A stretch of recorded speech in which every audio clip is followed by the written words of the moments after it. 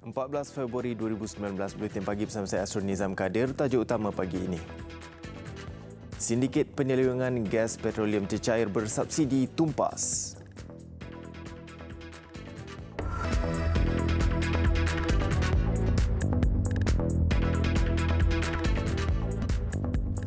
Assalamualaikum dan salam sejahtera. Kementerian Perdagangan Dalam Negeri dan Hal Ehwal Pengguna menumpaskan satu sindiket penyelewengan gas petroleum cecair LPG bersubsidi hasil dua serbuan berasingan di Kapar, Selangor. Sindiket berkenaan dikesan beroperasi menggunakan bangunan sarang burung Walid dan belakang pusat mencuci kenderaan. Timbalan Pengarah Cawangan Operasi Khas Rosli Ahmad berkata serbuan dilakukan hasil risikan sejak 2 minggu lalu. Sindiket berkenaan menggunakan taktik menjual LPG bersubsidi kepada pihak industri iaitu dengan memindahkannya dari tong LPG 14 kg yang bersubsidi kepada tangki lori terlebih dahulu. Tangki lori itu kemudian akan dihantar dan dipindahkan pada tong atau tangki LPG pihak industri dan kilang-kilang di sekitar Lembah Kelang. Selain tangki lori berisi LPG bersubsidi, pihaknya turut merampas dua badan trailer, sebuah lori 3 tan, 1,880 tong gas LPG 14 kg dan peralatan hose pipe untuk memindahkan gas terbabit. Nilai rampasan dianggarkan RM500,000. Ketika serbuan premis berkenaan tidak berpenghuni. Siasatan mendapati sindiket terbabit mengaut keuntungan jutaan ringgit hasil dengan menyeleweng subsidi diberikan kerajaan.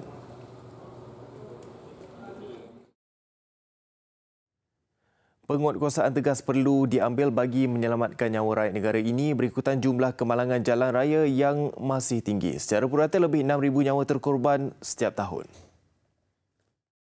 Saya ingin menyeru JKJR, JPJ dan juga MyROS untuk menggiatkan lagi inisiatif strategik di antara pihak kerajaan dengan swasta dalam hal keselamatan jalan raya bagi mempertingkatkan lagi program serta inisiatif ke arah memastikan matlamat kita untuk mengurangkan kadar kematian dan kemalangan tercapai.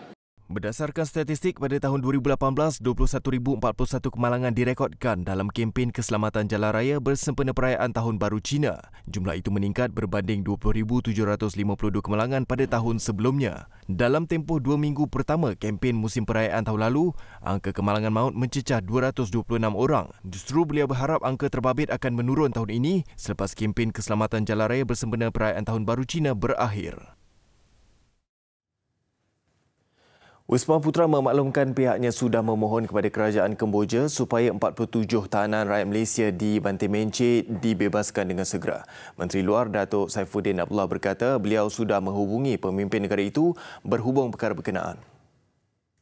Datuk Saifuddin dalam satu kenyataan media memaklumkan beliau semalam menghubungi Timbalan Perdana Menteri Kemboja yang juga Menteri Luar dan Kerjasama Antarabangsa negara itu. Katanya Malaysia menghormati kedaulatan undang-undang Kemboja dan sentiasa mengingatkan rakyat supaya mematuhi undang-undang tempatan di mana jua mereka berada.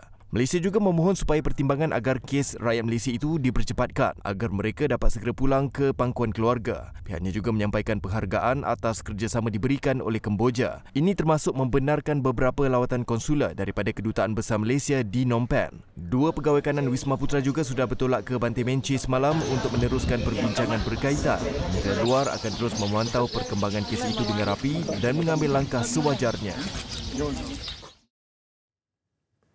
Kegiatan 3 kedai di Ipoh yang galak mengaut keuntungan menjual pelbagai barangan tiruan terhenti selepas diserbu pihak berkuasa. Hasilnya, Kementerian Perdagangan Dalam Negeri dan Hal Ehwal Pengguna KPDN HEP Perak merampas 7,561 pasang kasut jenama tiruan bernilai lebih RM55,000. Barang-barang yang ditemui di premis ini adalah seperti Gucci, Flippers, Adidas, Nike, Converse dan Hermes. Di maklumat ini risikan kami telah dilaksanakan risikan ke atas target-target ini selama lebih kurang 3 minggu. Serbuan dilakukan selepas pihaknya menerima aduan dari wakil pemilik cap dagangan berkenaan. Dalam operasi itu selama 2 jam, seorang pembantu jurujual disoal siasat namun tiada tangkapan dilakukan. Kes disiasat mengikut Seksyen 8-2B Akta Perihal Dagangan 2011. Bagi syarikat yang didakwa, ia memperuntukkan hukuman sehingga RM15,000 bagi setiap barangan tiruan jika sabit kesalahan. Manakala kesalahan individu jika sabit kesalahan membawa hukuman penjara sehingga 3 tahun atau denda tidak lebih RM10,000 bagi setiap barangan tiruan.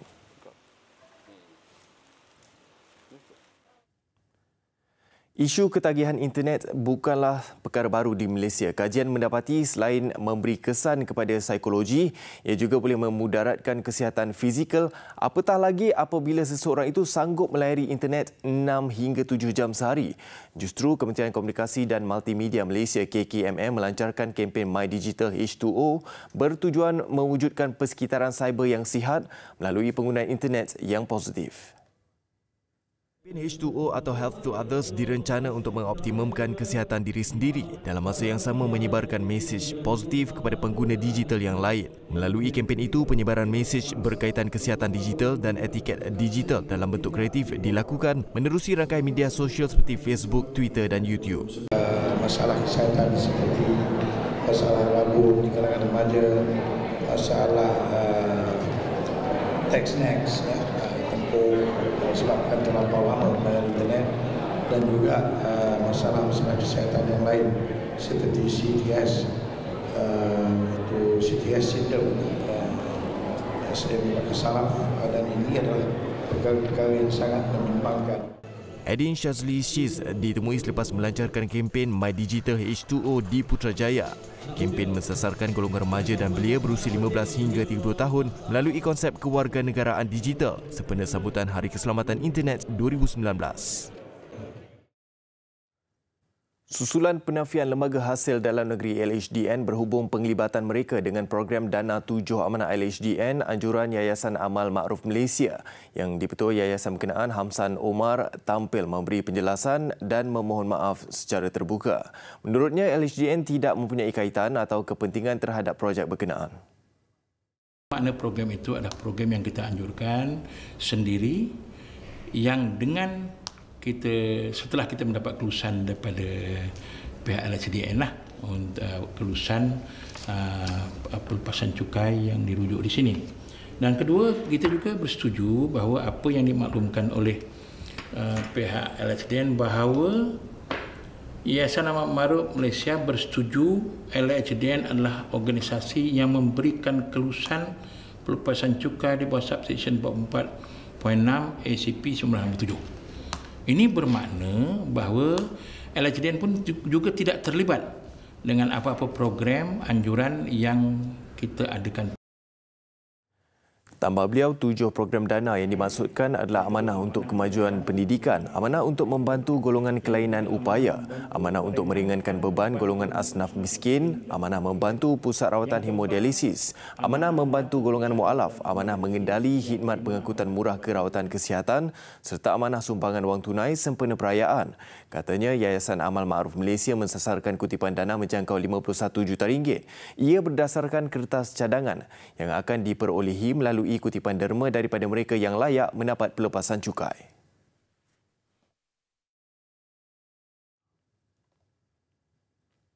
Kerajaan komited untuk memastikan semua bekas kaki tangan Suruhanjaya Pengangkutan Awam Darat SPAD mendapat pekerjaan lain selepas Suruhanjaya itu secara rasmi dibubarkan pada Ogos tahun lalu. Selain ketika ini, sebilangan besar mereka telah ditempatkan di beberapa agensi, manakala sebahagian lagi akan diserap dalam syarikat berkaitan kerajaan GRC dan sebagainya. Dalam hal ini juga MOT akan berusaha bagi memastikan bahawa semua bekas kaki tangan SPAD yang belum mendapat apa-apa tawaran kerja akan ditawarkan pekerjaan semula di mana-mana agensi atau syarikat berkaitan kerajaan, GLC dan sebagainya. Ini komitmen. 23 Mei tahun lalu, Perdana Menteri Tun Dr. Mahathir Mohamad mengumumkan pembubaran SPAD selepas mempengerusikan mesyuarat Kabinet pertama dan ia telah diluluskan Dewan Rakyat pada bulan Ogos. SPAD digantikan dengan Agensi Pengangkutan Awam Darat APAD berkuat kuasa 1 Januari lalu yang bertujuan memperkasakan lagi sektor pengangkutan awam darat.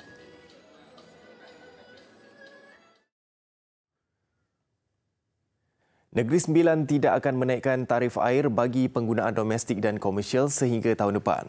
Menteri Besar Negeri Sembilan, Datuk Seri Aminuddin Harun berkata keputusan itu dibuat setelah mengambil kira pandangan jawatankuasa yang mengkaji kesan kenaikan kadar tarif air di negeri berkenaan. Buat masa ni, tiada kenaikan tarif air di Negeri Sembilan. Kita tak ada buat keputusan untuk naik. Semua bersetuju pada dasarnya kita sekarang ni masih lagi kita berpegang bahawa tiada kenaikan tarif air. Beliau berkata pihaknya juga akan terus mengambil kira pandangan jawatankuasa sekiranya perlu untuk menaikkan kadar tarif air pada masa akan datang. Katanya tarif air bagi kegunaan domestik di negeri itu tidak pernah dinaikkan sejak 18 tahun lalu. Kadar terkini bagi kegunaan domestik ialah RM11 bagi setiap 20 meter padu.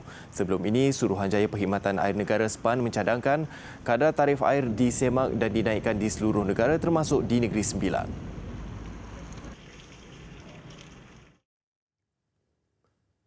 Kerajaan Negeri Kedah mengumumkan penubuhan KXP Airport City Holdings Sdn Bhd sebagai entiti khas untuk merancang, menyelaras dan mengurus pembangunan lapangan terbang antarabangsa Kulim LTAK.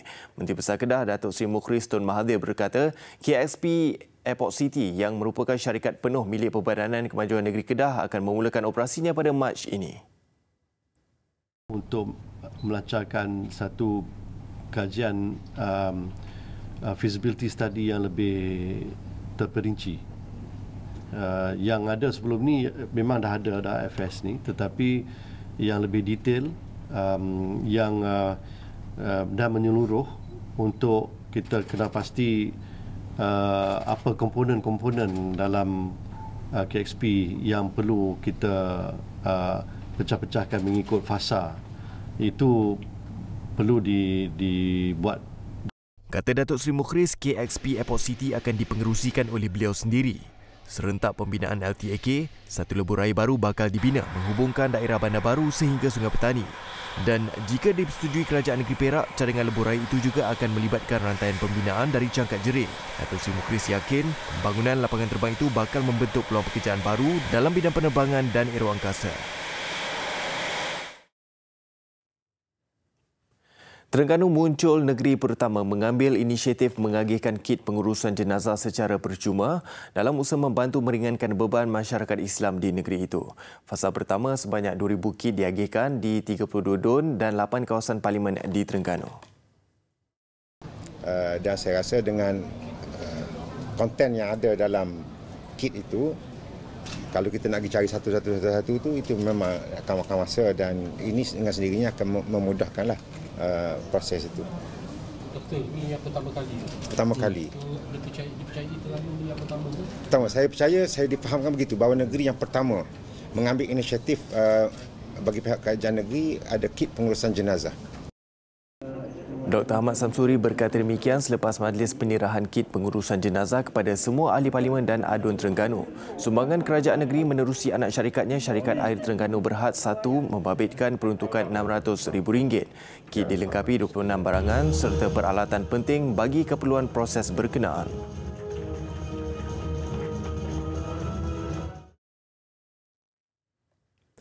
Penggunaan minyak sawit mentah MSM di Malaysia boleh meningkat kepada 1.3 juta tan metrik setahun dengan peningkatan peratusan pengadunan biodiesel bagi industri pengangkutan.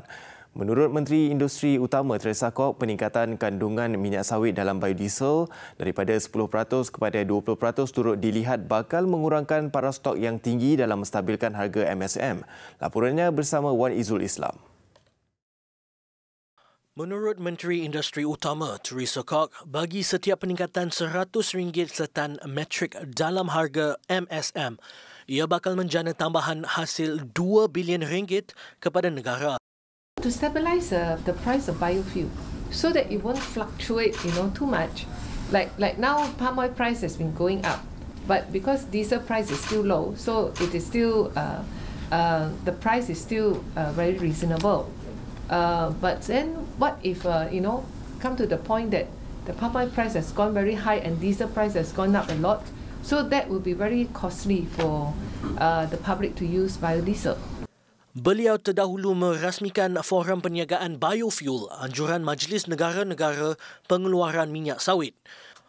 Turut hadir Timbalan Menteri Pertanian dan Makanan Indonesia, Mustalifah Mahmud, yang mengalakkan Malaysia memulakan ujian bahan bakar biodiesel B50 yang sedang berjalan di Indonesia. Not only B30, actually B50 already on trial already in Indonesia. We have the car mobile from Medan to come to Jakarta using B50 and then going back to Medan.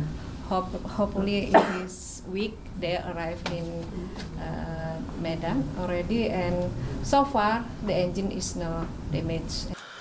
Inventori minyak sawit Malaysia susut kepada 3 juta tan metrik pada bulan Januari selepas mengalami peningkatan permintaan dan penurunan pengeluaran. Langkah peningkatan peratusan minyak sawit dalam penggunaan biodiesel bukan sahaja meningkatkan penggunaan minyak itu kepada 1.3 juta tan setahun, tetapi juga bakal membantu mengurangkan pelapasan karbon di Malaysia. Dengan peningkatan pasaran minyak sawit mentah di Malaysia, kerajaan kini perlu melihat ke arah mencapai polisi B20, iaitu adunan 20% biodiesel sawit dan 80% diesel petroleum untuk sektor pengangkutan. Sokongan daripada semua pihak diperlukan untuk membantu mengurangkan pelapasan bahan api fosil di Malaysia. Kembali dengan laporan antarabangsa. Semua penerbangan masuk dan keluar dari Belgium semalam terpaksa dibatalkan susulan mogok yang dilancarkan oleh 3 kesatuan sekerja tempatan. Mogok itu dilancarkan bagi menuntut kenaikan gaji dan pencen selain menggesa kualiti tempat kerja ditingkatkan. Tindakan itu turut menjejaskan kelancaran aktiviti di pelabuhan dan beberapa sistem pengangkutan awam lain. Susulan itu, Agensi Kawalan Trafik Belgium mengumumkan ruang udara terpaksa ditutup selama 24 jam kerana tidak boleh menjamin jumlah kaki tangan yang cukup untuk meneruskan operasi. Keadaan itu menjejaskan kira-kira 60,000 penumpang. Sekumpulan pendatang asing diselamatkan berhampiran sempadan Mexico Amerika Syarikat apabila hampir lemas ketika cuba menyeberangi Sungai Rio Grande. Pendatang terbabit cuba menyeberang masuk ke Amerika Syarikat selepas melarikan diri dari Honduras. Menurut pihak berkuasa Amerika Syarikat, ratusan pendatang asing lain ditahan dalam operasi yang dijalankan pada minggu ini.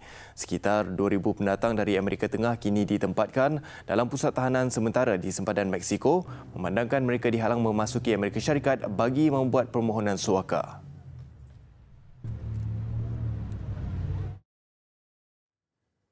Kakak kepada Raja Thailand menyuarakan rasa kecewa selepas usahanya untuk membantu rakyat negara itu berdepan jalan buntu. Puteri Upul Ratana merujuk kepada cubaan bertanding dalam pilihan raya Thailand sebagai calon Perdana Menteri yang dikecam oleh adiknya Raja Maha Vajiralongkorn. Malah, Suruhanjaya Pilihan Raya turut membatalkan penyertaannya berikutan teguran itu. Dalam posting di laman Instagram, Puteri Upul Ratana berkata, hasratnya hanyalah untuk membantu negara dan rakyat Thailand.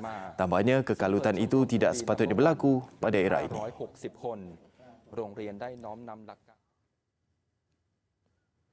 Pengangkutan awam di China dijangka terus sesak sehingga Mac ini dengan jutaan penumpang menggunakan perkhidmatan itu pada musim perayaan. Menurut China Railway Corporation CRC, jumlah penumpang yang menggunakan kereta api dijangka mencecah rekod baru iaitu seramai 413 juta penumpang menjelang akhir bulan ini. Angka itu bersamaan kenaikan sebanyak 8.3% berbanding tahun lalu. Tempoh balik kampung bagi musim perayaan tahun ini bermula pada 21 Januari lalu dan setakat ini seramai 210 juta penumpang direkodkan menggunakan perkhidmatan kereta api.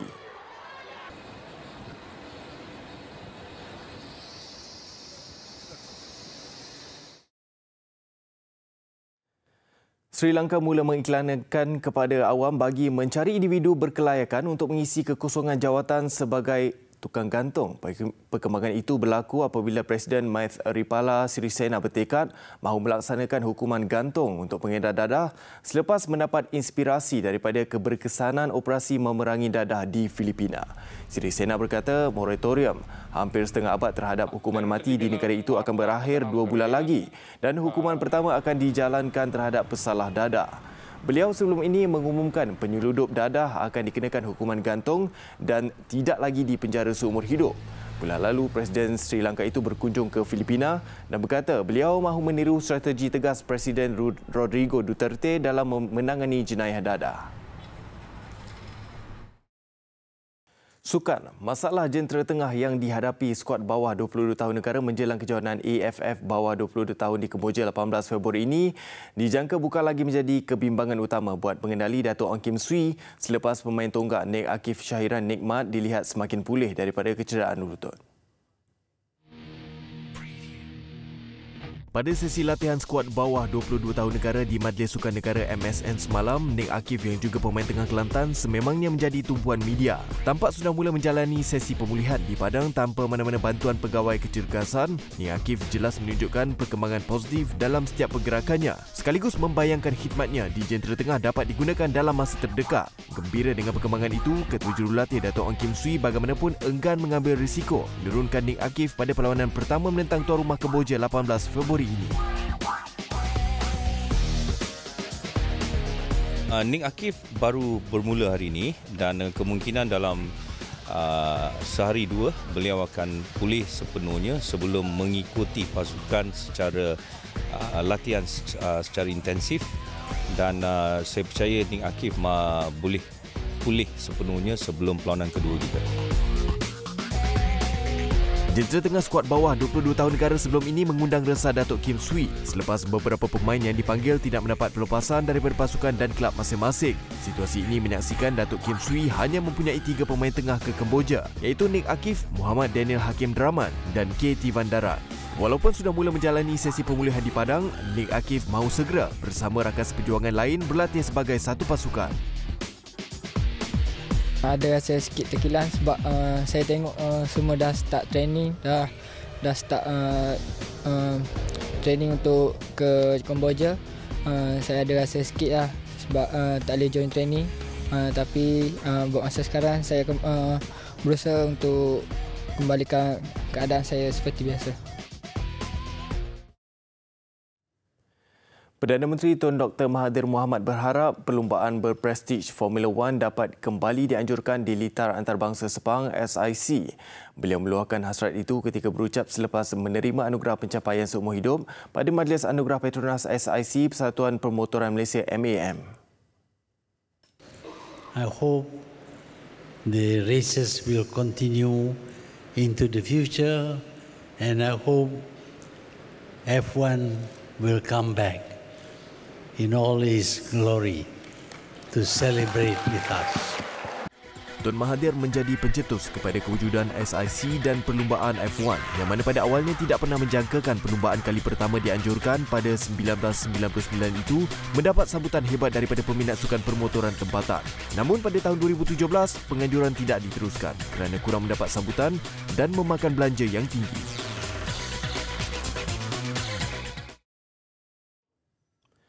Kesatuan Bola Sepak Eropah UEFA mengambil tindakan disiplin ke atas Manchester United selepas insiden membaling botol ke atas pemain sayap Paris Saint-Germain Angel Di Maria ketika aksi Liga Juara-Juara di Old Trafford awal pagi semalam. Penyerang Argentina itu menyertai United pada 2014 dengan rekod perpindahan tertinggi kelab ketika itu £59.7 juta iaitu $312.4 juta. Tapi musim pertama kurang memerangsangkan di bawah kendalian Louis van Gaal memaksa perpindahan ke PSG setahun kemudian. United juga didakwa kerana menghalang laluan di stadium, manakala PSG dikenakan 4 dakwaan berbeza antara penyokongnya yang membakar bunga api, membaling objek dan melakukan kerosakan serta kekacauan di khalayak ramai. Kes ini akan didengar oleh Jawatan Kuasa Kawalan, Etika dan Disiplin UEFA pada 28 Februari. PSG memenangi perlawanan pertama kelompok 16 terakhir itu dengan keputusan 2-0. Dengan itu, sekian paparan Buletin Pagi. Terus ikuti Buletin TV3 di platform digital dan media sosial kami. Saya Nizam Kadir. Salam hormat dan Assalamualaikum.